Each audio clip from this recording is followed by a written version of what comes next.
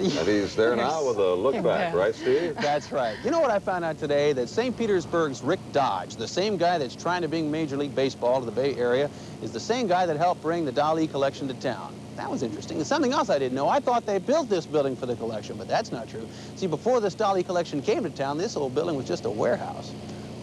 One of the huge... Reynolds and Eleanor Morse are the world's biggest Dali fans. We fell in love with the paintings. Then we started collecting them, and it was like a snowball going downhill. We kept buying and buying. Several decades later, the Morses ran out of space for their collection, now worth $37 million. We didn't pick St. Petersburg, it just happened. It wasn't necessarily a choice or something, because we had tried to get other museums to take the collection, and they wouldn't take it. And now what was just a warehouse is home to the world's largest private collection of Dali work, and easily the most visited Dali collection anywhere. The title of this is called Gala Sid, Ala Sid, deoxyribonucleic acid.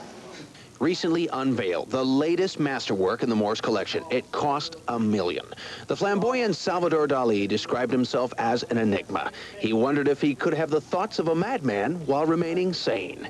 He died notorious yet reclusive, religious but without faith, accomplished but unsatisfied. But he was a tremendous personality, and I miss him terribly, because I could talk to him about anything, scientific things or business, and I'd call him up and tell him my problems, and he'd tell me what to do, and he was always right.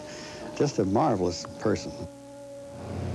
You know, the Morses live in St. Petersburg part of the year now, so they're available, and they can watch over this collection and make sure nothing leaves the collection or enters the collection that they want in there, and that's also a big advantage for the Tampa Bay area. So let me give you a phone number now, and you can call the Salvador Dali Museum, which is in itself quite an addition to the Bay Area, 823-3767. And you know what?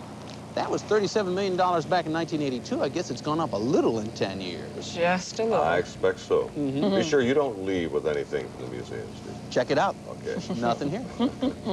Thanks, Steve. Bye-bye. Meteorologist David Grant is back now with hometown weather. That's a fun place to go. You can spend a couple, 3 hours over there and be thoroughly entertained. I mean, enriched too, of course. Well, our pick city is something that comes back and haunts you a few times.